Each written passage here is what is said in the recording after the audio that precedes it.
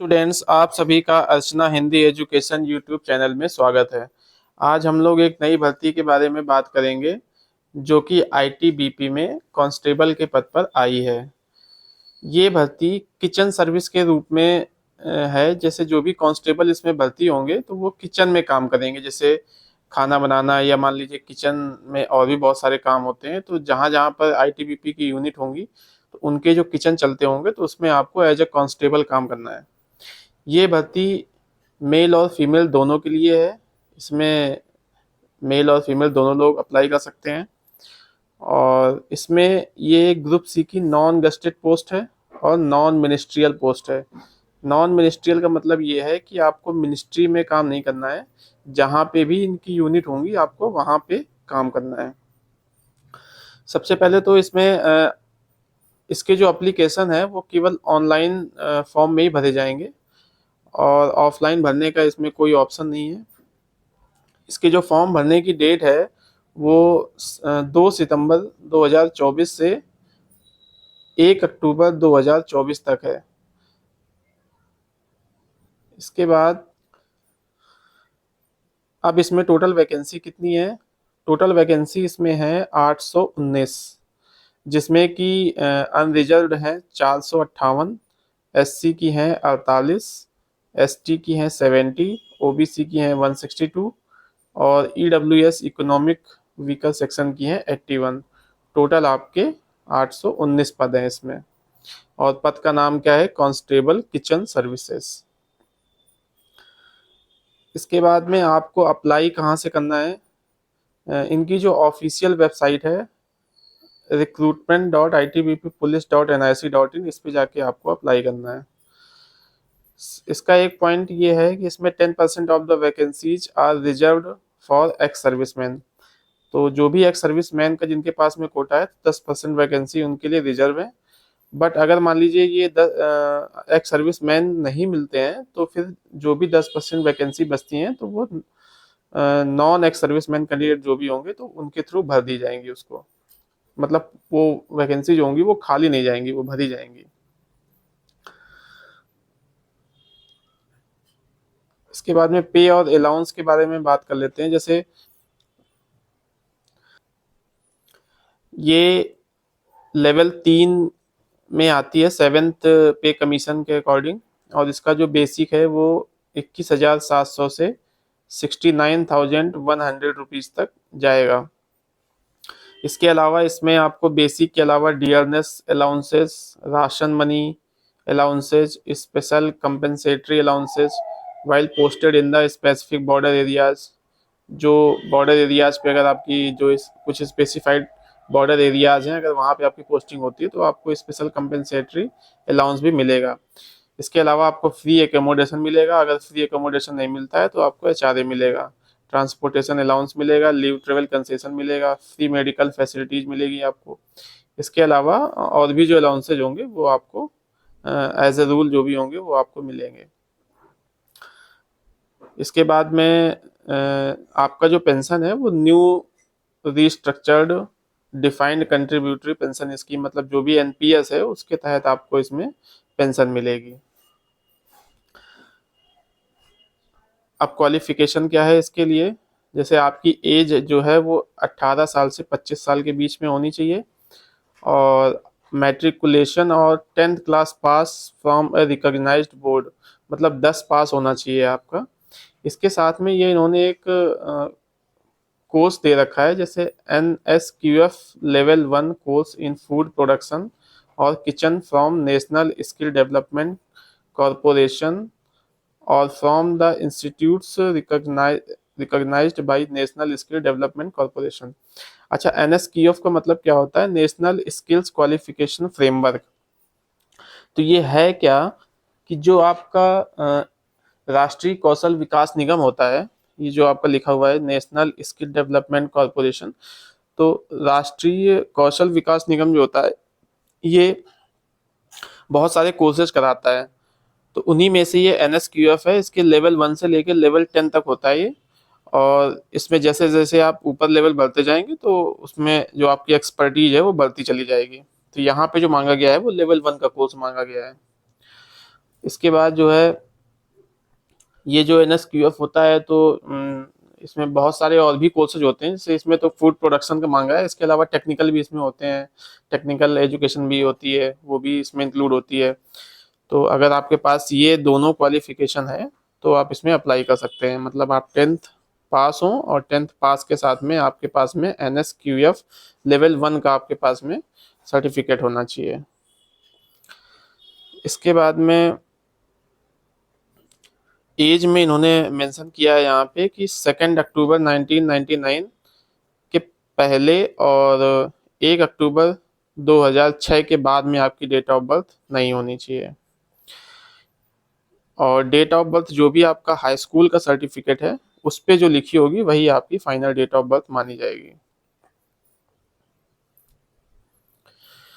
जो भी आप अगर मान लीजिए किसी रिजर्व कैटेगरी में आते हैं, जैसे SC ST OBC या EWS में आते हैं, तो जो भी इसका लास्ट डेट है फॉर्म भरने का उसके बाद का नहीं होना चाहिए, उसके पहले का होना चाहिए, ध्यान रखिएगा। और candidate who wish to considered against reserve vacancies और seeking age relaxation must submit requisite certificate issued by the competent authority in the prescribed format when such certificates are sought by the recruitment board. तो इन्होंने जो format दे रखा है नीचे इसी में लगे हुए हैं, तो आपको उसी फॉर्मेट में जब आपसे कहा जाएगा कि आपको सर्टिफिकेट दिखाना है तो आप उसी फॉर्मेट में बनवा के आप यहाँ पे ले जाएंगे। एज रिलैक्सेशन का इन्होंने बता रखा है, SC ST का 5 ईयर्स है, OBC नॉन क्रीमी लेयर का 3 ईयर्स है, और बाकी एक्स सर्विसमैन का और ex serviceman OBC non creamy layer और एक्स सर्विसमैन SC ST का इन्होंने दिखा रखा है। तो ये आप लोग यहाँ पे देख लीजिएगा। एक्स सर्विसमैन के इन्होंने डेफिनेशन दे रखी है, तो जो ये है ये आप पढ़ सकते हैं, जो भी एक्स सर्विसमैन है तो वो अपना इसका फायदा उठा सकते हैं। फिजिकल में इन्होंने क्या क्या मांगा है, जैसे फिजिकल में इन्होंने जो है हाइट आपकी कितनी होनी चाहिए, तो फॉर ऑल कैंडिडेट्स मेल के लिए 165 सेंटीमीटर और फीमेल के लिए 155 सेंटीमीटर। चेस्ट आपका जो है अनएक्सपेंडेड जो है 75 होना चाहिए, और एक्सपेंड मतलब फुलाने के बाद में एक्सपेंडेड आपका 80 होना चाहिए सेंटीमीटर में। तो ये आप देखिएगा, ध्यान रखिएगा। बाकी जो इन्होंने अलग अलग कैटेगरी दे रखी है अलग अलग जगह के हिसाब से है, जो ऊपर नीचे थोड़ा बहुत होता रहता है हाइट और चेस्ट का, तो इन्होंने मेंशन कर दिया, तो जो जिस एरिया का हो वो अपना देख सकता है। मेडिकल के लिए इन्होंने बता रखा है,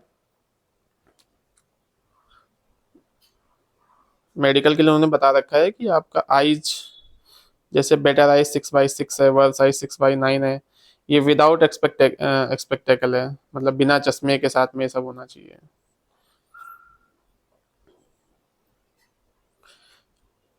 इसके बाद जो है जैसे आपको अप्लाई कैसे करना है, तो मैंने बताया था कि ये साइट है इनकी ITBP की, recruitment.itbppolice.nic.in। तो यहाँ पे जाके आपको अप्लाई करना है ऑनलाइन। एप्लीकेशन फीस इसकी 100 रुपीज़ है।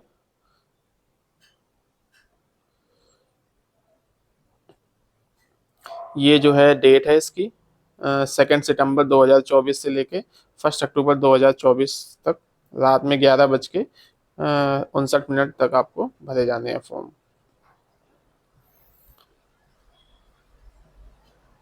इसके बाद में ये सिलेक्शन प्रोसीजर है इसका। तो फिजिकल में क्या क्या होगा, सबसे पहले फिजिकल होगा इसमें, तो फिजिकल में इन्होंने दे रखा है कि PET मतलब फिजिकल इफिशियंसी टेस्ट होता है इसमें। जैसे आपका दौड़ है तो 1.6 किलोमीटर, ये मेल कैंडिडेट के लिए है, 1.6 किलोमीटर रेस है 7.30 मिनट में, 7.5 मिनट में आपको 1.6 किलोमीटर रेस कवर करनी है।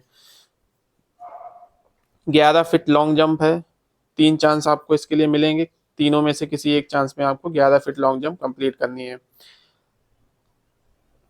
इसके बाद में 3.5 फीट हाई जंप है, इसमें भी आपको 3 चांस दिए जाएंगे, तो किसी एक चांस में आपको 3.5 फीट जो है हाई जंप कंप्लीट करनी है। अच्छा, फीमेल कैंडिडेट के लिए क्या है कि 800 मीटर रेस है 4.45 मिनट में, और 9 फीट लॉन्ग जंप है, इसके लिए भी इनको 3 चांस दिए जाएंगे, और 3 फीट हाई जंप है, इसमें भी इनको 3 चांस दिए जाएंगे।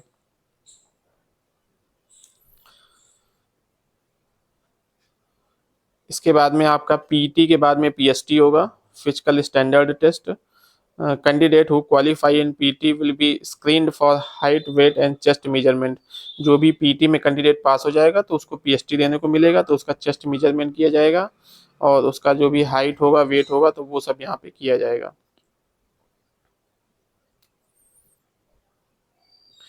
इसके बाद में जब आप फिजिकल क्वालिफाई कर लेंगे तब फिर आपका जो है यहाँ पे रिटन टेस्ट होगा।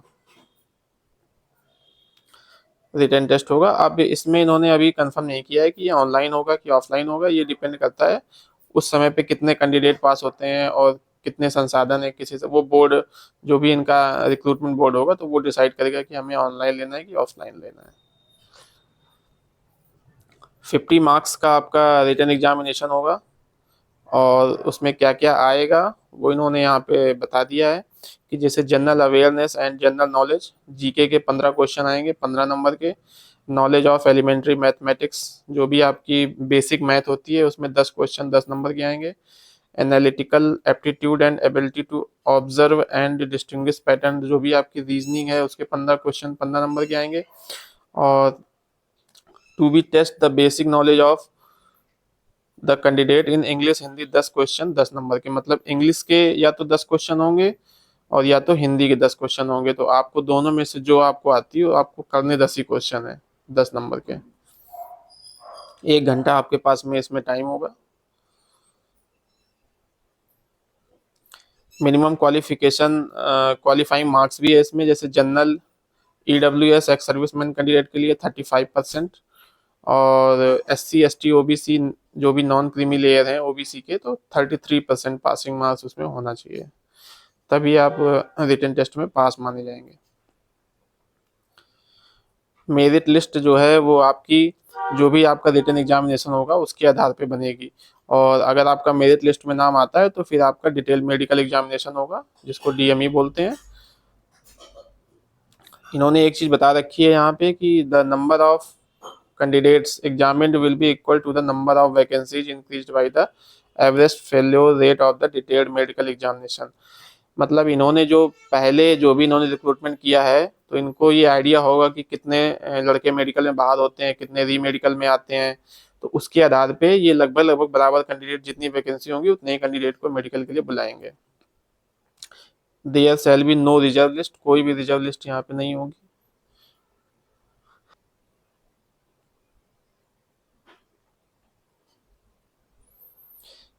और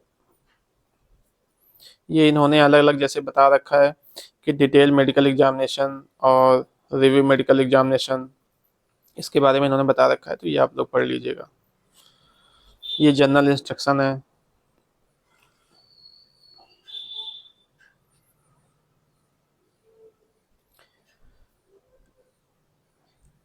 इसके बाद में ये इन्होंने सर्टिफिकेट का इन्होंने बताया है कि शेड्यूल कास्ट और मतलब SC और ST के लिए जो भी सर्टिफिकेट है यहाँ पे, तो वो इन्होंने यहाँ पे दे रखा है, तो आप लोग इसी फॉर्मेट में बनवा के ले जाएंगे। जैसे ये आपका है OBC का। अच्छा, OBC के साथ में आपको यहाँ पे नॉन क्रीमी लेयर का भी है स्टेटस, यहाँ पे आपको ले जाना पड़ेगा भर के। Declaration by other backward classes candidates regarding non creamy layer status, ये आपका EWS के लिए है।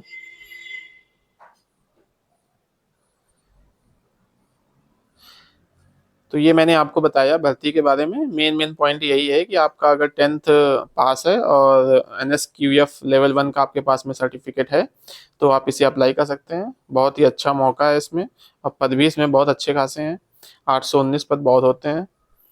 तो बाकी मेन जानकारी तो मैंने इसमें बता दी है आपको, बाकी डिटेल में आप इसे एक बार पढ़ लीजिएगा। चलिए बच्चों, थैंक यू, मिलते हैं अगली वैकेंसी में, तब तक के लिए जय हिंद।